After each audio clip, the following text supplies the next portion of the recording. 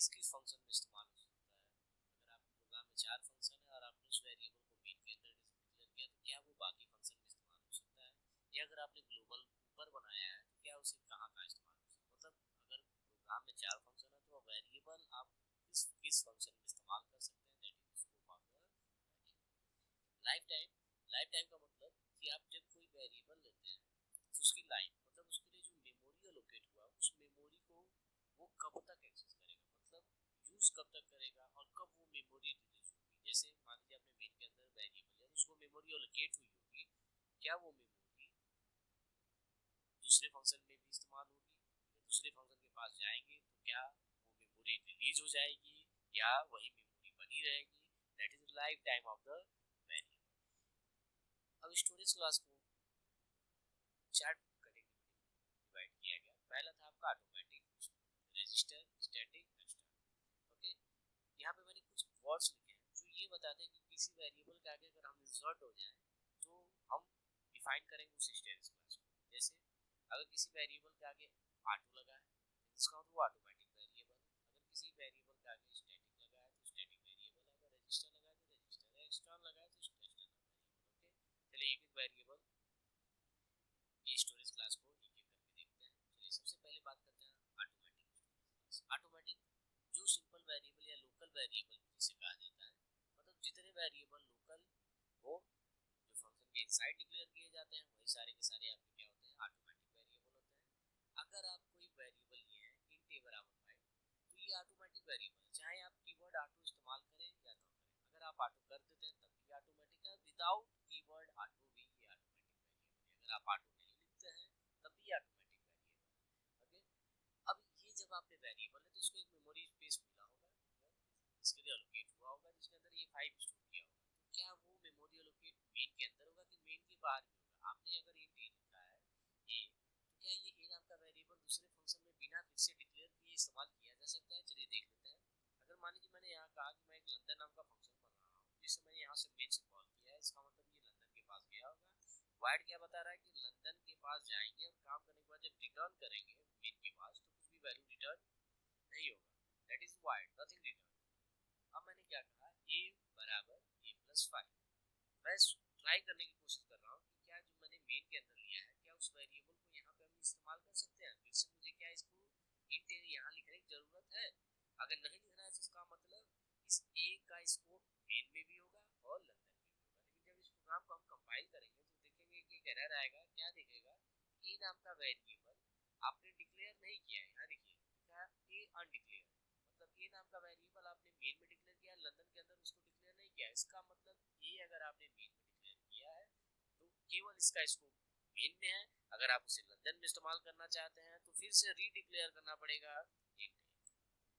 मतलब ये मेमोरी अलग हो गई, ये मेमोरी अलग हो गई, ठीक है, इसके लिए अलग मेमोरी मिली। ठीक है, ब्लॉक जो बना मेन के अंदर ही हुआ, मेन के बाहर जाते उस ब्लॉक का कोई मतलब नहीं रहेगा। मतलब इसका लाइफ टाइम और स्कोप दोनों के दोनों क्या है, फंक्शन। फंक्शन के अंदर इसका लाइफ टाइम है और फंक्शन के अंदर इसका scope. Okay, this is your automatic variable. अब बात करते हैं अगर मैंने कहा इंट ए, इंट ए और मैंने कोई वैल्यू इसके अंदर स्टोर नहीं की, मैंने कहा लंदन भी हटा दे रहा हूँ, मुझे लंदन को कॉल नहीं करना, सिंपल होगा इंट ए प्रिंटर %, ये एक ऑटोमेटिक वेरिएबल है। पता है किसी वेरिएबल के आगे ऑटो लगाए चाहे ना लगाए, दैट इज ऑटोमेटिक वेरिएबल। ये नाम का वेरिएबल, क्या इसकी वैल्यू दी गई है, नहीं, तो क्या प्रिंट कराने पे कोई वैल्यू आएगी, हाँ आएगी। इस केस में क्या आ रही है, अभी तो 0 आ रही है, लेकिन होता क्या है ऑटोमेटिक वेरिएबल को अगर आप वैल्यू नहीं देंगे तो ये मत सोचिएगा कि उसके पास वैल्यू नहीं है। उसके पास कंपाइलर खुद से कोई वैल्यू लेगा, सिस्टम अलोकेट कर देगा उसको value, that value is known as default value. And default value automatic value कितनी होती है, गार्बेज गार्बेज वैल्यू। मतलब अगर आप ऑटोमेटिक वेरिएबल को कोई वैल्यू नहीं देंगे तो वो खुद से कोई वैल्यू लेगा, that is known as default value. और जो वैल्यू लेगा वो वैल्यू क्या होगी, गार्बेज वैल्यू। उसके रेंज में से इंटीजर की रेंज में से कोई एक वैल्यू से अलोकेट कर देगा। ओके, तो 3 चीजें हो गई, पहला scope with in the function, life time with in the function, और डिफॉल्ट वैल्यू मतलब अगर आप वैल्यू नहीं देंगे तो ये कार्मिक वैल्यू खुद से लेगा। सेम वैसे ही अगला है आपका रजिस्टर वेरिएबल। रजिस्टर वेरिएबल भी सेम ऑटोमेटिक वेरिएबल की तरह होता है, बस थोड़ा सा डिफरेंस क्या होता है कि ऑटोमेटिक वेरिएबल बनाने के लिए हमने ऑटो कीवर्ड का इस्तेमाल किया था और यहाँ पे रजिस्टर कीवर्ड का इस्तेमाल किया। बाकी इसका भी स्कोप और लाइफ टाइम सेम वही होता है जो ऑटोमेटिक होता है विद इन द फंक्शन। तो फंक्शन के बाहर जाने के बाद न स्कोप बचता है न लाइफ टाइम बचता है। तो दोनों में डिफरेंस क्या है। अब बात करते हैं अगर हमारे सिस्टम की मेमोरी की बात की जाए तो हमारी मेमोरी कुछ इस तरह से पहले रजिस्टर होता है, देन कैच होता है, देन मेन, देन सेकेंडरी। मतलब सबसे पहले सिस्टम रजिस्टर में एक्सेस करता है, अगर वो चीज नहीं मिलेगी तो देन कैच के पास जाता है। वैसे कैच में हम कोई वैल्यू स्टोर नहीं करते हैं, कैच डुप्लीकेट कॉपी रखता है उन सारे वेरिएबल्स की वैल्यू का जो मेन मेमोरी में होती है। इसका मतलब पहले सर्च करेगा रजिस्टर में, देन कैच में, अगर वहां नहीं मिला तो मेन मेमोरी में सर्च करेगा, अगर वहां नहीं मिला तो सेकेंडरी। ओके, बात करते हैं अगर मैं चाह रहा हूँ कि पहली बार में सर्च करते समय मिल जाए तो उस वेरिएबल को कहाँ रख दीजिए, मेन मेमोरी में स्टोर करके कहाँ रख दीजिए, रजिस्टर में। तो स्पीड क्या हो जाएगी सर, जैसे मान लीजिए किसी बच्चे को मुझे सर्च करना है, ओके, मैंने कहा एक बच्चा है इसको मुझे बार बार सर्च करना है, ओके, तो उसे लास्ट में बैठाने से अच्छा उसको केवल फर्स्ट सीट में बैठा दिया ताकि तुरंत मुझे मिल जाए। वही चीज है अगर आप वेरिएबल को कई बार एक्सेस करते हैं प्रोग्राम में तो उसे मेन मेमोरी में स्टोर न करके कहाँ स्टोर कर दिए, रजिस्टर में। और रजिस्टर में स्टोर करने के लिए कोई स्पेशल आपको कुछ करना नहीं है, उस वेरिएबल के आगे रजिस्टर कीवर्ड।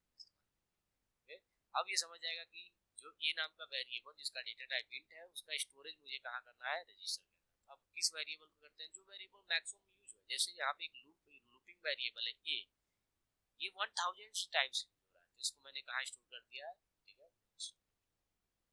केवल क्या अंतर होगा कि स्पीड थोड़ी सी तेज हो जाएगी क्योंकि बार बार एक को एक्सेस करना है, तो बार बार मेन मेमोरी से जाने से अच्छा रजिस्टर के पास जाएंगे तो मिल जाएगा। ओके, अगला वेरिएबल हमारा static variable. Okay, static variable की खासियत क्या होती है कि जैसा कह रहा है कि स्टैटिक, ओके, यहाँ पे मैंने एक फंक्शन बनाया है, ठीक है, पेरिस नाम का, जिसे मैंने 3 बार कॉल किया।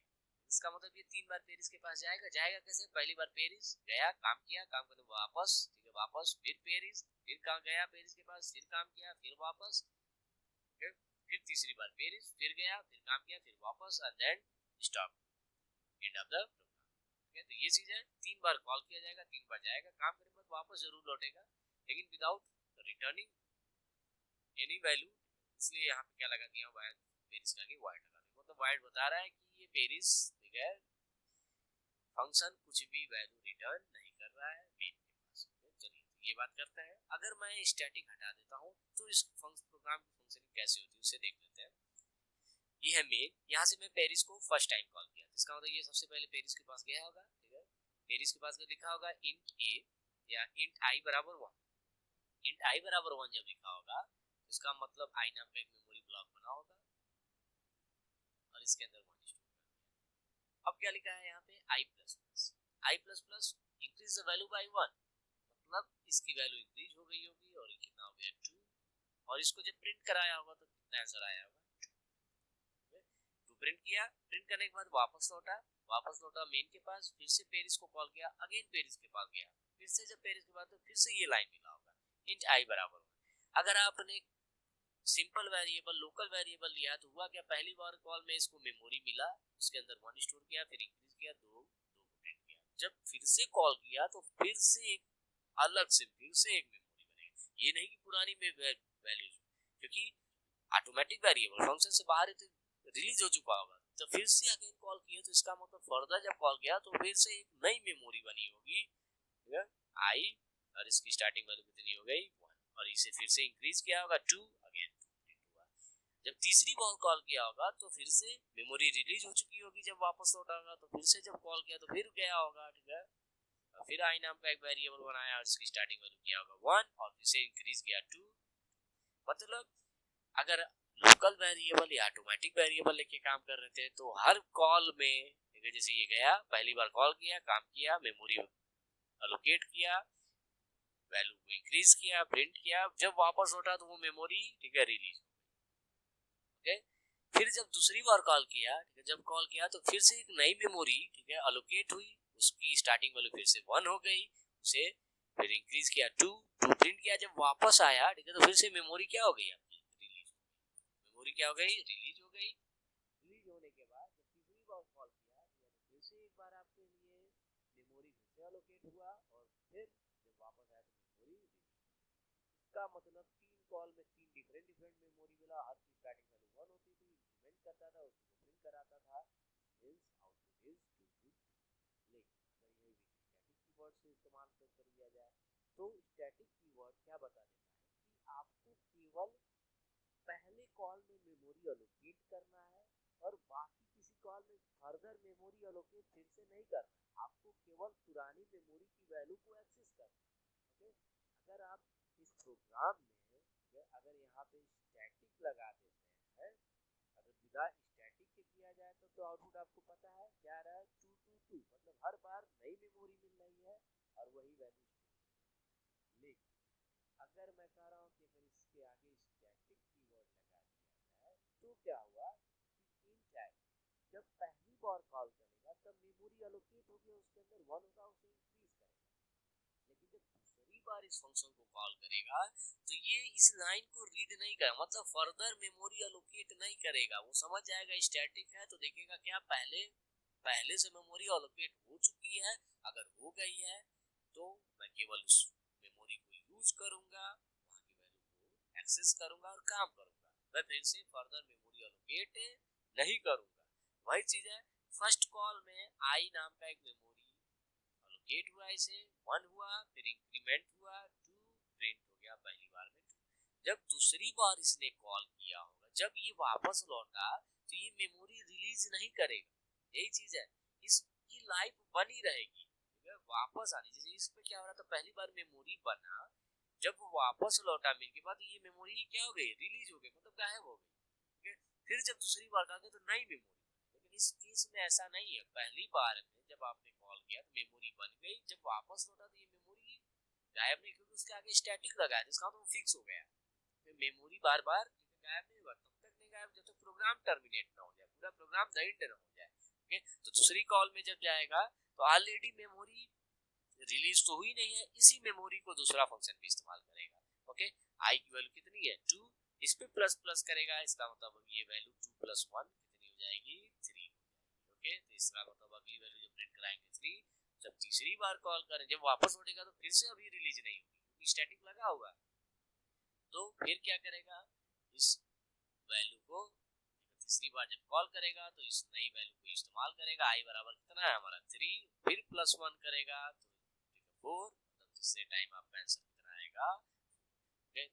अगर स्टैटिक लगाए तो जो 2 2 2 आंसर आ रहा था वो अब क्या आएगा 2 3 4, मतलब मेमोरी केवल फर्स्ट कॉल में एलोकेट हुई, वापस लौटने पर रिलीज नहीं हो रही थी, बाकी फंक्शन उसी मेमोरी को एक्सेस कर रहे थे। ओके, तो this is your static variable. Okay, चलिए रन करा के देख लीजिए, आउटपुट सेम 2 3। ओके, इसका मतलब यही है। अब बात करते हैं एक्सटर्नल वेरिएबल। एक्सटर्नल वेरिएबल जैसा कि नाम है, एक्सटर्नल वेरिएबल क्या कहता है कि हम एक्सटर्नल है, मतलब या तो किसी दूसरे फाइल में है या तो किसी फंक्शन में नहीं है, आउटसाइड ऑफ द फंक्शन है। ओके, हम आउटसाइड ऑफ द फाइल है या इस प्रोग्राम में है ही नहीं, मैं दूसरे फाइल में, और या ठीक है मैं इस फंक्शन के अंदर नहीं हूँ, दूसरे फंक्शन में। तो वही चीज है, पहले हम देखते हैं एक ऐसा वेरिएबल जो फंक्शन के अंदर नहीं है, फंक्शन के अंदर नहीं तो इसका मतलब फंक्शन के बाहर है, इसका मतलब ये ग्लोबल वेरिएबल है। This is your global variable जिसका इस्तेमाल मैं मेन के अंदर करना, तो इसके आगे मैंने क्या लिख दिया एक्सटर्न। एक्सटर्न का मतलब ए नाम का वेरिएबल है जो एक्सटर्नल है, एक्सटर्नल वेरिएबल को इस्तेमाल कीजिएगा तो वो देखेगा क्या ग्लोबल में है, वो है उसी को इस्तेमाल करेगा, यहाँ पे 10 रखेगा, ठीक है, आंसर कितना आएगा आपका 13। ओके, ये है पहला।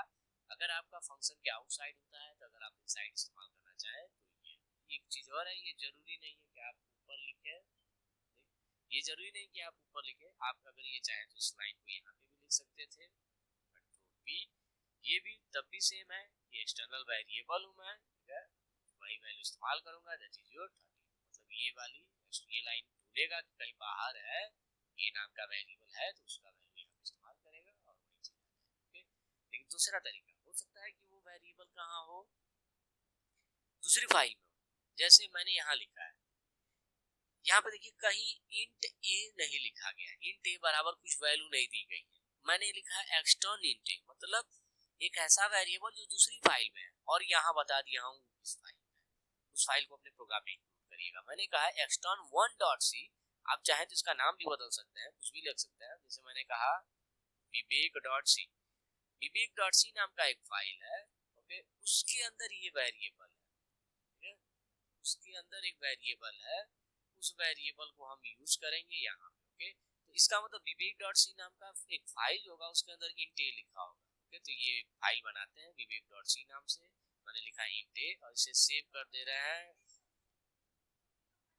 तो इसको सेव कर लेंगे किस नाम से, विवेक.सी, विवेक.सी नाम से सेव कर लेंगे। और इसे रन मत कराइए, इसे केवल क्या करिएगा, कंपाइल करिएगा। क्यों क्यों रन नहीं होगा, क्यों, क्योंकि इसमें मेन फंक्शन है ही नहीं, तो ये रन नहीं करेगा, लिखेगा मिसिंग मेन, ओके। ये चीज है।